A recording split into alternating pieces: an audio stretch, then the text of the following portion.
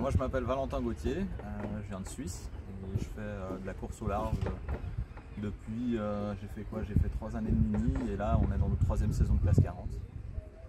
Je m'appelle Simon Coster et moi je viens aussi de la série du mini et j'ai fait 3 mini transat avant de passer en classe 40 et depuis qu'on fait du classe 40 je fais ça avec Valentin depuis la dernière Jacques Vabre.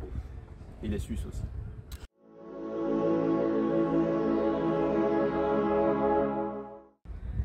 Il y a les 2 gros événements du calendrier classe 40 en tout cas, à savoir la Rolex Fastnet Race et la Transat Jacques Vabre.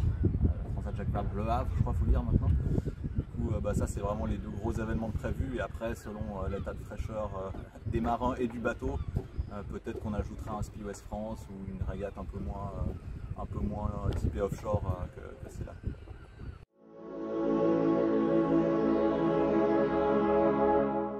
Voilà, ça va être 2 exercices assez différents entre le Fastnet et la Jacques Vabre.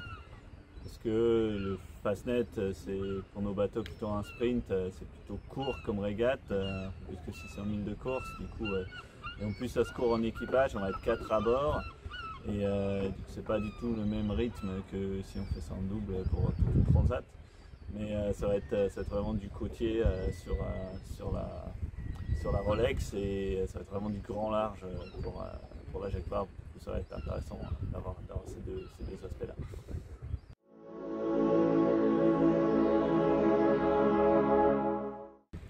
C'est impressionnant, hein. Là il y a plein de nouveaux bateaux qui se créent.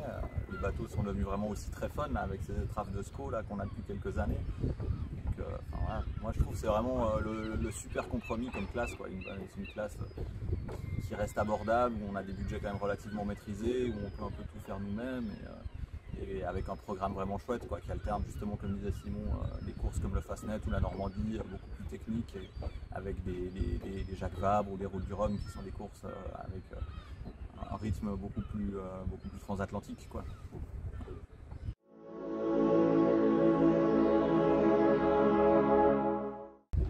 Pour moi, l'NKE, c'est du mini.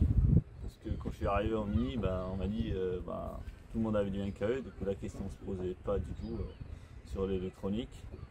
Et depuis, c'est clair qu'en mini, on arrive un peu, on butait du règlement à un moment donné.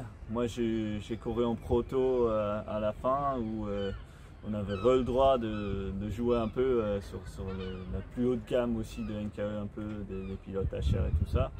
Et du coup c'était un peu la suite logique d'aller chercher ça aussi avec le classe 40 parce qu'on connaissait le système déjà et on arrivait avec l'ordinateur à bord et tout ça, ça permet aussi d'exploiter encore plus tout le système et de travailler encore plus avec les polaires, les tables de vent et tout ça, qu'on vraiment tire un maximum de l'installation.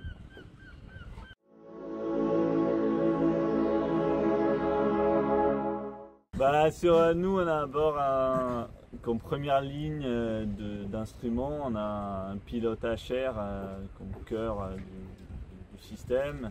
On a des multidisplays et des multigraphiques à bord, suivant l'emplacement avec les commandes à un endroit bien proche du barreur. On a 2 aériens en haut du mât, un carbowind et un aérien HR pour en spare.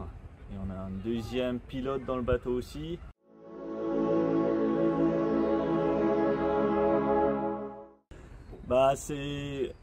Vu qu'on a eu l'habitude de bosser avec du NKE déjà de base, c'était assez simple de mettre ça sur le classe 40. Et après, les displays, c'est quand même quelque chose qui a pas mal évolué les dernières années avec les multidisplays qui arrivaient. Du coup, ça nous a permis d'arranger un peu différemment les choses dans le cockpit et qu'on a plus d'options d'affichage, ça c'était cool.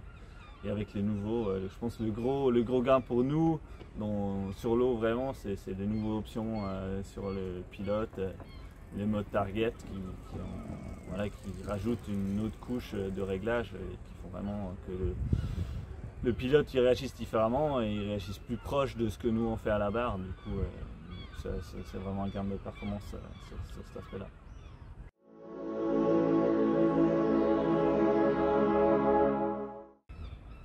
Bon, il y a la fois où j'ai poussé Simon à l'eau en pleine interview.